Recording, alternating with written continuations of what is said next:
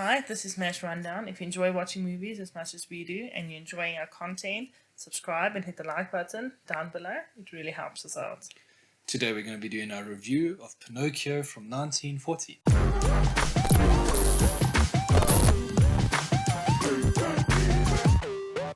The 1940 version of Pinocchio was the second movie produced by Walt Disney.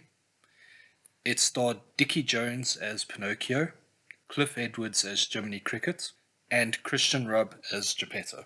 So Pinocchio is essentially about a marionette, a puppet, Pinocchio, who must earn the right to become a real boy by being truthful, selfless, and really essentially just a good boy.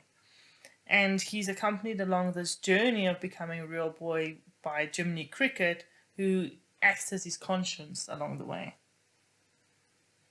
As far as themes go in the movie, there are actually quite a few. I think one of the main themes is really morality. So being good, doing good, knowing the right path to follow, not lying, all of those were intertwined because essentially, Pinocchio was born yesterday. Yes. In the truest sense, and he hasn't had all these foundational years to internalize his parents' and society's morals and values. That's why he has Jiminy Cricket, because he's his external conscience. And Jiminy Cricket's really important because he helps Pinocchio start to internalize society's morals and values, which obviously he just doesn't know about. He's just very naive in the beginning. Yes. And I think in this movie they really tried almost to scare kids into being good, because if you're not good and you're not a good boy and you're not truthful, then bad things can happen. So you can end up being taken prisoner, for example, by the puppet master. You can become a donkey if you're not a good boy. So all of these bad things happen if you're not good. And that's almost the conception of karma, because karma is good things happen to people who do good, and bad things happen to people who misbehave, who do bad things, in a very simplistic way. There's also a lot of themes of looking at good and bad advice throughout the movie and how you should learn to tell the difference between good and bad advice. He gets good advice from Jiminy Cricket, go to school. He gets bad advice from Honest John.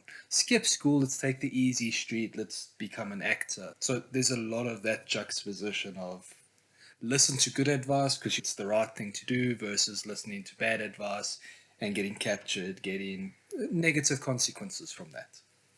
And I think one of the telltale ways of knowing the difference between good and bad advice is knowing if someone is promising you something that sounds too good to be true, so an easy shortcut to life. Yes. You already start to think, yeah, if it sounds too good to be true, it probably is. Another theme was family and loyalty, because Geppetto seems to want, the one thing that's not in his life, because he's such a selfless man. He makes toys for everyone, does a lot of good things for people around him, but he doesn't have a namesake to take over for him. And he's getting to that age, if we look at Erickson's stages, so generativity, where he wants to pass on his successes, his knowledge to the younger generation, to protege, and he doesn't have one.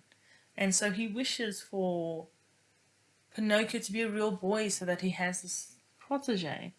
And in the same tune, Pinocchio is very loyal to Geppetto. He wished for him to be alive. And throughout the movie, Pinocchio knows that he needs to listen to Geppetto and that he needs to go home. It's like, no, I want to go to Geppetto. He has this undying loyalty that children seem to have to parents who, obviously treat them relatively well. It's, no, I want to go home. I want to be good. I want to do what mom and dad says.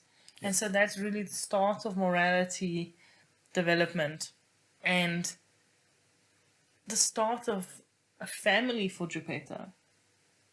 And it's nice to see that this loyalty is so strong right from the beginning, because both of them really want to have a family and belong.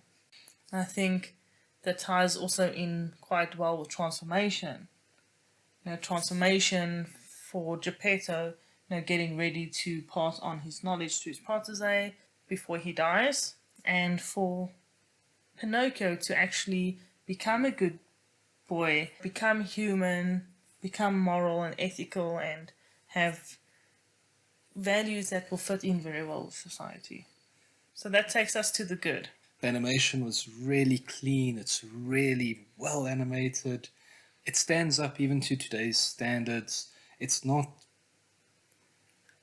very aged. It looks crisp, it looks well done. We watched the remastered version, obviously, but it doesn't look like it's a remastered 1940s dodgy animation. Like, this kind of holds up. It really does hold up. Kids today could watch it and they would be entertained and enthralled, and they wouldn't question, when was this made? Why am I watching this? Yeah. Not from the animation, at least. There are one or two other things that maybe might tip them off, but I think in general, Yes. it stood up so well. The music is very memorable, it's fun, it's catchy, it's very enjoyable, and it fits with the themes of the show so well. Yeah. Especially the main theme, When You Wish Upon a Star. There's a reason why it became Disney's main song. We hear it before every single Disney movie. There's a reason why that's that. It's just that good. Yeah. The score was just amazing. It really took you with the characters and put you in the mood for each and every chapter. Yes. And I enjoyed it quite a bit. I really enjoyed Jiminy Cricket in this. I think he was very fun. Yes. And he was very optimistic. And he tried to help Pinocchio out, even though, in reality, to cricket, he's not really this expert in being a conscience. He got swept away when the fairy made Pinocchio alive, and he just really wanted to be part of it. And I think that was beautiful. I loved his narration throughout the movie. I thought that was definitely one of the highlights, and the actor who portrayed him did such an amazing job.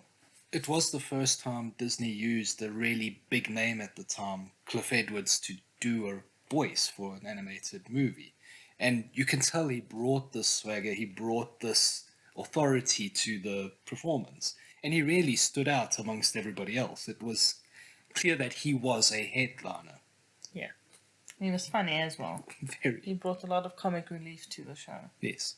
And then, with the themes of being a good boy in that, Pinocchio was, like we say, literally born yesterday. He wasn't never a bad boy. He never made any bad choices. He was naive. He was innocent. He was understandably led astray throughout the movie. And it wasn't even him being malicious ever. He lies to the fairy godmother, but it's not lying for mischievous or malicious intent. It's he got into trouble and he realized, oh no, I'm in trouble, I'm trying to get out of it. And he only realizes this after Jiminy Cricket tells him. Yes. So Jiminy Cricket is really the one who, once again, is Pinocchio's externalized conscience. And he really tried to help Pinocchio and guide him through the norms and values of society.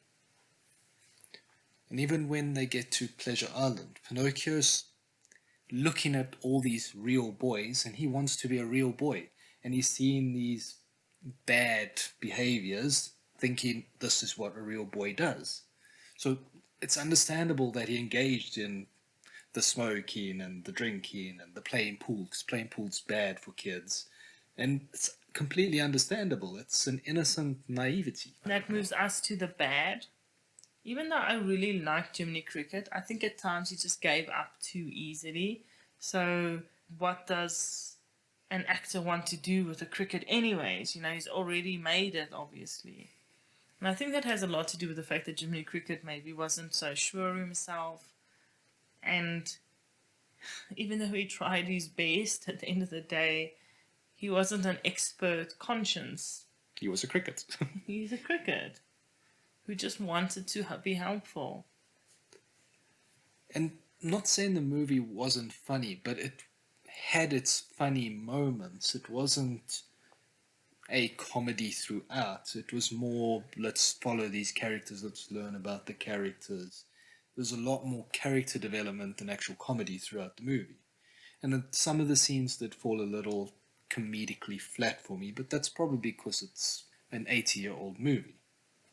And I think also part of that was because they had to squish so much in that short amount of time. Yeah. I mean, it seems short to us now, but back then it was pretty long. Yes. And they were trying to follow the chapter by chapter route that the original story had. And I think that also hindered the character development in some spaces, especially for the bad guys, because just as you get into the bad guy and start to feel the bad guy, he's already passed and going on to the next bad guy. So a little bit more story development would have been nice. And I think if they had made it slightly longer, they could have gotten that in. Because it did feel very, let's deal with this little thing.